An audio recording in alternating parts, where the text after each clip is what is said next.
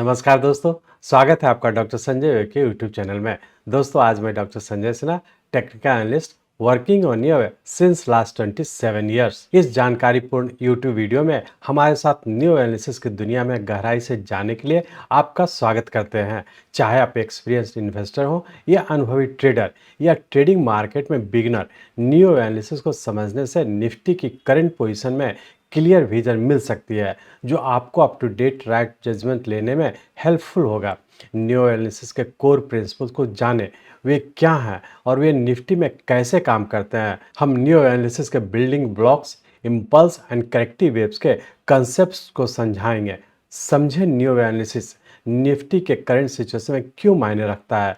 Nifty के price chart में की एंट्री और एग्जिट पॉइंट्स को पहचानने के लिए न्यू एनालिसिस का उपयोग करना सीखें। थ्योरी को लाइव बनाने के लिए हम आपको प्रैक्टिकल एग्जांपल्स दिखाएंगे। पता लगाएंगे कि न्यू एनालिसिस आपको निफ्टी में अपने ट्रेड्स एंड इन्वेस्टमेंट के टाइम कैलकुलेशन, टाइमिंग की कला में एक्सपर्टीज हासिल करने में कैसे मदद कर सकता है, यह सुनिश्चित करते हुए कि आप मार्केट के रिदम के साथ सिंक में हैं। हम न्यू एनालिसिस का उपयोग करते समय स्टॉप लॉस के क्रिटिकल रोल पर जोर देंगे।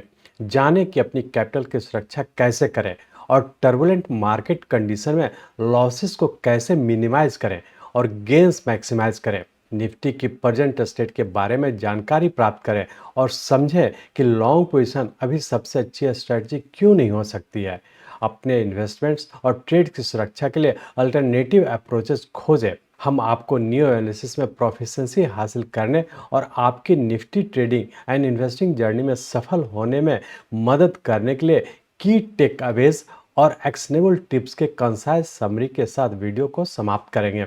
इन सभी चीज़ों को समझने और न्यू वेव एनालिसिस के एफिकेशियस टेक्निक के थ्रू निफ्टी के डायनेमिक मार्केट मूवमेंट को प्रॉफिटेबली राइड के लिए चलिए हम लोग चलते हैं निफ्टी के रियल टाइम चार्ट पर। ये हम लोग का निफ्टी का डेली चार्ट है और इस डेली चार्ट में हम लोग देख रहे थे कि हम लोग का 15 सितंबर 2023 को हम लोग का एक इम्पल्स वेव कंप्लीट किया, जो 5+4+4 टोटल 13th वे में हमारा यहाँ पे इम्पल्स वेव कंप्लीट किया और इसका यहाँ से हम लोग करेक्टिव फॉल में इंटर कर चुके हैं। और उस करेक्टिव फॉल के तहत देखे थे कि हम लोग 15 सितंबर 23 से जो हम लोग का नीचे कंटिन्यू किया, जिसके तहत हम लोग का ये ए बी यहाँ से एक करेक्टिव राइज हुआ, जो कि इस ए वेव का करेक्टिव राइज है और उसका पुनः हम लोग सी वेव के फॉर्म में नीचे कंटिन्यू कर चुके हैं। अब यहाँ पे हम लोग देख रहे हैं कि ए वेव बनाने में हम लोग का रफली 11 डेज लगा, जबकि यहाँ से जो करेक्टिव राइज के बाद जो पुनः हम लोग सी वेव के फॉर्म में कंटिन्यू किए, इसमें टाइम हम लोग का रफली 6 डेज लगा। ये अपने आप में इंडिकेट कर रहा है कि ये हमारा अभी सी वेव कंप्लीट नहीं किया, बल्कि अभी भी नीचे ही रहने की संभावना है।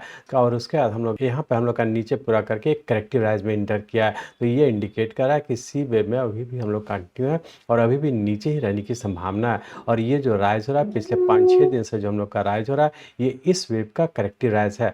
अब हम लोग ये जानने का कोशिश करेंगे कि हम लोग का यहाँ से बी वेव बनने का जो नीचे की ओर कंटिन्यू किया है, जिसके सबऑर्डिनेट किस वेव में है और यहाँ से जो राइज हो रहा है किस करेक्टिव राइज में है और कहाँ पे पूरा होने की संभावना है, और पुनः हम लोग का फिर से क्या नीचे स्टार्ट होगा या फिर ऊपर कंटिन्यू करेगा। तो इसको जानने के लिए अब इस डेली चार्ट को हम लोग कन्वर्ट करते हैं आवरली चार्ट में। सिर्फ ये एनालाइज करने का कोशिश करेंगे कि करेक्टिव फॉल के तहत जो ए बी और सी वेव के फॉर्म में कंटिन्यू किया, इसके सबऑर्डिनेट वेव किस पैटर्न में है और आने वाले समय में क्या होने की संभावना है। तो इस डेली चार्ट को हम लोग कन्वर्ट करते हैं आवरली चार्ट में। हम लोग यहाँ पे आवरली चार्ट में आ चुके हैं। इस आवरली चार्ट में हम लोग देख रहे हैं कि हम लोग का 15 सितंबर 23 से जो हम लोग का नीचे करेक्शन के तहत नीचे का ए बी और यहाँ पर हम लोग सी वेव के फॉर्म में नीचे कंटिन्यू किए हैं। और इस सी वेव के तहत हम लोग जैसा पिछले वीडियो में डिस्कस किए थे कि सी वेव के तहत हम लोग का नीचे का 1, 2 और ये थर्ड वेव में थे और यहाँ से हम लोग करेक्टिव राइज में इंटर किए, जो कि फोर्थ वेव का पार्ट है।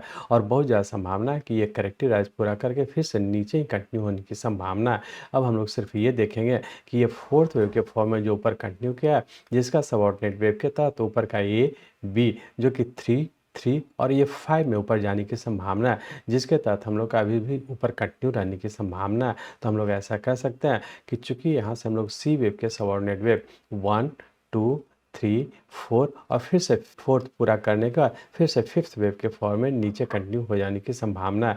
तो अब हम लोग ये देखने की कोशिश करेंगे कि पूरे वीक में क्या होने की संभावना है। तो हम लोग ऐसा कह सकते हैं कि ये फोर्थ वेव के फॉर्म में जो ऊपर करेक्टिव राइज हुआ, जिससा कि हम लोग पिछले वीडियो में डिस्कस किए थे कि ये हम लोग का फोर्थ वेव के तहत ऊपर कंटिन्यू है, और पिछले वीक में हम लोग देखे थे कि हम लोग इस पॉइंट पे हैं, और उसके तहत आप लोग से डिस्कस किए थे जिसमें कहे थे कि हम लोग का फोर्थ वेव के तहत एक करेक्टिव राइज में इंटर करेगा। और एग्जैक्टली हम लोग देख रहे हैं कि इस करेक्टिव राइज के तहत ऊपर का ए, बी और सी वेव के हम लोग सबऑर्डिनेट वेव में है, और बहुत ज़्यादा संभावना ऊपर कहीं ना कहीं पूरा होने की संभावना है। तो हम लोग ऐसा कह सकते हैं कि सी वेव के दरमियान हम लोग देख रहे हैं कि अभी भी ऊपर रहने की संभावना है। एक चीज़ यहाँ पे और ध्यान रखेंगे कि चूंकि यहाँ से हम लोग का जो नीचे कंप्लीट करके जो करेक्टिव राइज फोर्थ वेव के फॉर्म में ऊपर कंटिन्यू किया है, जिसके तहत ए वेव में हमारा 2 दिन का लगा, बी वेव भी हमारा 2 दिन लगा, और यहाँ पे हम लोग का 2 दिन बीत चुका है। तो जैसा आप लोग टाइम रोज के हिसाब से जानते हैं, जो कि आप लोग को एडवांस कोर्स में बताए हैं, कि जिसमें ये बताया गया कि जब भी हमारा ए,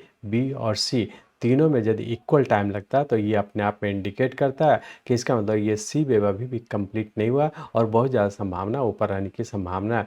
तो उस टाइम रूल के हिसाब से हम लोग देखें तो हम लोग ऐसा कर सकते हैं कि ये वेव में चूँकि हमारा 2 दिन लगा, बी वेव में भी हमारा 2 दिन लगा, तो बहुत ज़्यादा संभावना है कि सी वेव में हमारा 4 डेज़ लगने की संभावना है, जिसके तहत हम लोग का 2 दिन बीत चुका है। तो बहुत ज़्यादा संभावना है कि आने वाले मंडे और ट्यूसडे तक हो सकता है ऊपर कहीं ना कहीं पूरा होने की संभावना। और सी वेव का सबऑर्डिनेट वेव जब भी हम लोग का नीचे पैटर्न कंफर्म करे तो फिर से नीचे कंटिन्यू हो जाने की संभावना है। तो इस चीज़ को ध्यान में रख करके ट्रेड करेंगे। अब हम लोग ये देखेंगे कि पूरे वीक में क्या होने की संभावना है। तो हम लोग ऐसा कर सकते हैं कि पूरे वीक के लिए रेंज बाउंड के तहत हो सकता है कि 19,200 और ऊपर का 19,350 या 400 इसी रेंज बाउंड में रहने की संभावना।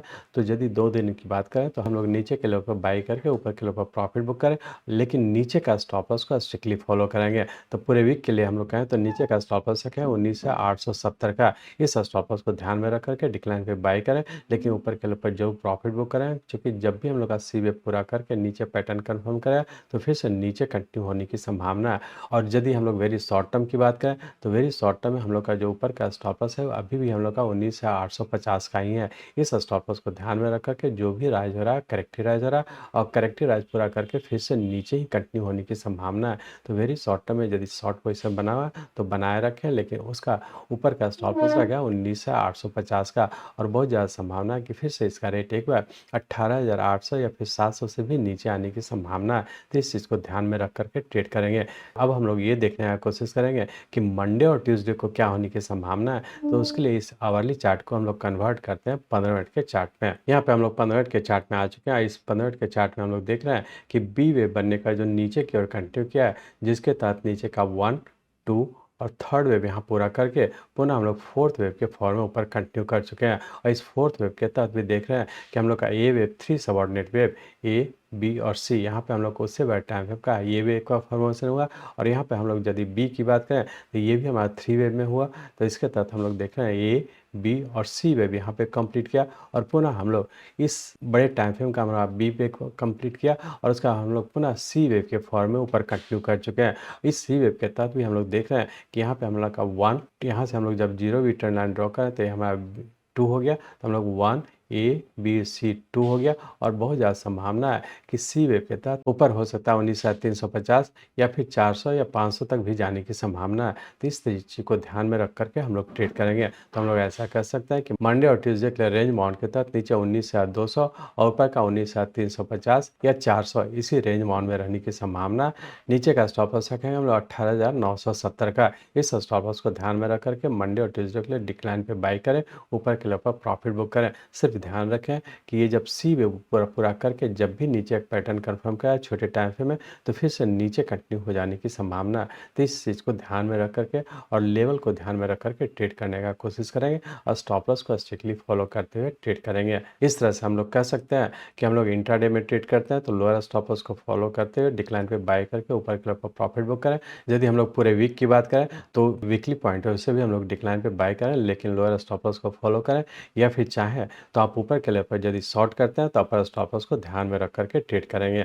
इस तरीके से हम लोग कह सकते हैं हम लोग का निफ्टी अभी वेरी शॉर्ट टर्म में नीचे के करेक्टिव फॉल में और अभी भी नीचे रहने की संभावना।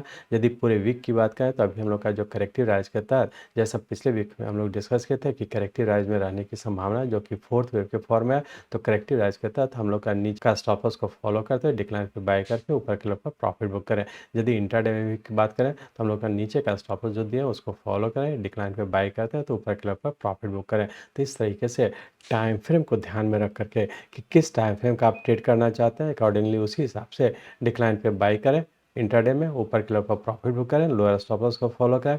यदि पूरे वीकली पॉइंट ऑफ व्यू से ट्रेड करते हैं तो जब भी ऊपर जाता है, कंफर्म करता है नीचे का पैटर्न, तब ऊपर के लेवल पर शॉर्ट करें, अपर स्टॉप लॉस को ध्यान में रखें। और चूंकि फिर से नीचे 18,800 से नीचे आने की संभावना, इस टारगेट और अपर स्टॉप लॉस को ध्यान में रख करके, मतलब ऑलवेज आप लोग ध्यान रखेंगे कि रिस्क रिवार्ड आपके फेवर में हो, तभी आप ट्रेड करें और स्टॉप लॉस को स्ट्रिक्टली फॉलो करते हुए ट्रेड करेंगे। मैं चाहता हूं मेरे जीवन का लक्ष्य है इस मार्केट में कोई भी लूजर ना हो। इसको आप सीखें, लोगों को सिखाएं, लोगों को मदद करिए। हमारे साथ जुड़े रहने के लिए, आज के वीडियो को ध्यानपूर्वक अटेंड करने के लिए, इसे दूसरों तक पहुंचाने के लिए आप सबका बहुत बहुत धन्यवाद।